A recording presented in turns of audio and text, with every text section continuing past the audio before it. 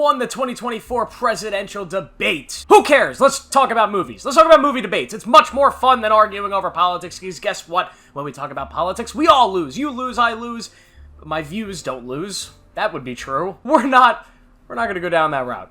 Not yet, at least. We'll see. We'll see how bad things get on YouTube. Who shot first, Han or Greedo? This is, of course, the classic debate in Star Wars, in film. Who shot first? Of course, there is this scene, the introduction of Han Solo, where Han Solo is meeting with Greedo, who is a bounty hunter, and they sit at the table and they have this conversation, and there are multiple different versions of this scene where sometimes Han shoots Greedo first, sometimes Greedo shoots, and Han does a little whoosh, little dodge, and then he shoots. In the original version of the film, Han Solo was indeed the one that shot first, which, to me, should end the debate right there. It's the original version, but of course in the 1997 re-release that George Lucas was in charge of, Greedo actually shot first, and yet again, Han Solo did a little whoosh, get out of the way, and then shoot second. Now my opinion is this, and this is to settle this debate right here. Of course, Han shot first, because it was, I mean, that's so much better, right? I mean, if you're one of those people that loves Disney Star Wars and you believe that every single main character needs to be this morally beautiful, amazing, just so nice, just these perfect characters that would never do anything wrong, then sure, yeah, Greedo shot first and Han did his little whoosh and shot Greedo right back in self-defense. But of course, Han Solo is not that kind of character. He's a little, a little edgy. He's a guy who's, not a very good dude. He does some good things, but at the end of the day, he's willing to do some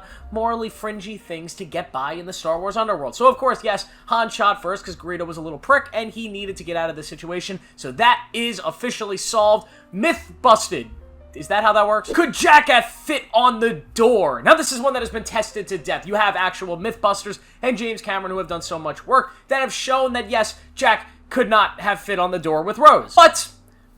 But he definitely could have tried a little harder. I mean, if you watch that movie, he gives it one little attempt, one little nudge up top to try to get on that door, but guess what? It doesn't happen. He doesn't make it on top because he barely even tries. Could Jack have made it on the door? No, because the script says he couldn't, but could have he at least tried a tad bit more to save himself for Rose, so she wouldn't go off and marry some random man and have a family that she completely forgets about by the end of the movie, because when she goes to heaven, she sees Jack and not her actual husband or her kids or her grandkids or anybody that was actually important to her in her life. Just Jack, the man that she knew for 2 days on the boat being the Titanic that hit an iceberg and sank and left them in the water where they needed to try getting on a door. And what are we talking about? I really don't know what he said at the end of that sentence. I don't think he knows what he said either. Is Deckard a robot? This is a question that may have been answered if we got the actual Blade Runner 3 movie that I'm sure Denis Villeneuve was planning before all of you decided to not see Blade Runner 2049 in theaters. Great job, everybody. Keep going to see those Jurassic Park movies so we can get 20 more of those. So in the original Blade Runner, there's a lot of hints that Deckard, who is a Blade Runner, is actually an android. He is a robot. There's a lot of different hints and Easter eggs. And in the second movie, Blade Runner 2049,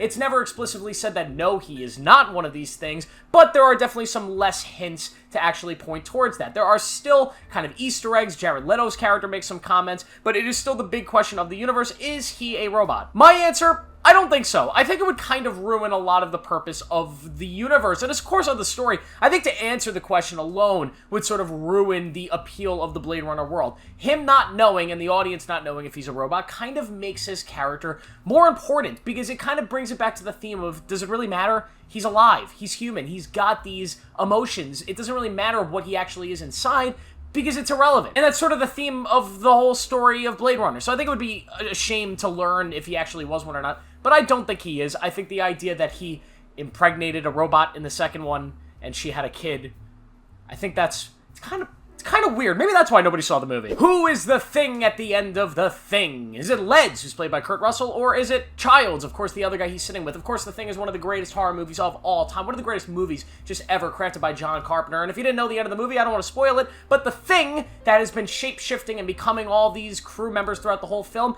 it may or may not be one of these final two characters. The movie ends with them two sitting together. They are going to die anyway, so it really doesn't make that much of a difference unless they don't die. But the question is, are one of these characters the Thing? Because we don't know. There are gaps in the filmmaking where we don't see either one of these characters where they could become the Thing. So who is the Thing? Are they both the Thing or none of them the Thing? What's going on? Well, there's a great theory when they're sharing a bottle of scotch that the bottle was actually laced with some kind of poison, because there's a moment where Childs is drinking the scotch and Kurt Russell gives a little bit of a smile in his performance, like he knows that that is kind of like the key to knowing that this guy is the Thing. John Carpenter said in the past that there are enough clues in the film to suggest that yes, Childs probably is the Thing, and you should know that by watching the film, but I honestly think this story is more interesting not knowing. Because it doesn't really matter yet again. These characters are going to die, so it doesn't make too much of a difference. And I think that final moment of these two characters just sitting together, I think it works better not knowing. But I would love to see some sort of spiritual sequel to this movie. I've been wanting it my whole life.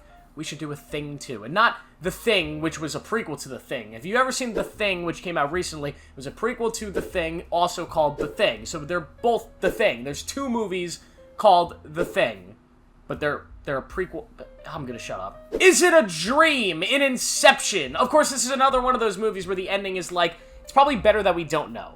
But I'm gonna say this. If it's a dream, that sucks. For a multitude of reasons. I mean, the whole point is just to get back to his kids. It's to escape kind of limbo and this whole dream. I think this movie works perfectly. If no, it is not a dream. But Leonardo DiCaprio will never truly know for sure. But guess what? It does not matter because he's happy. But is the happiness within a dream, if he is actually in a dream, in limbo, is that happiness real? Or is it just falsified happiness? Is he just sitting on a plane, just fucking sleeping? I mean, that would just be what's going on for the rest of his life. He would just be sleeping on a plane eternally. But eventually he would get out of limbo and he would wake up on the plane and reunite with his kids, realistically, right?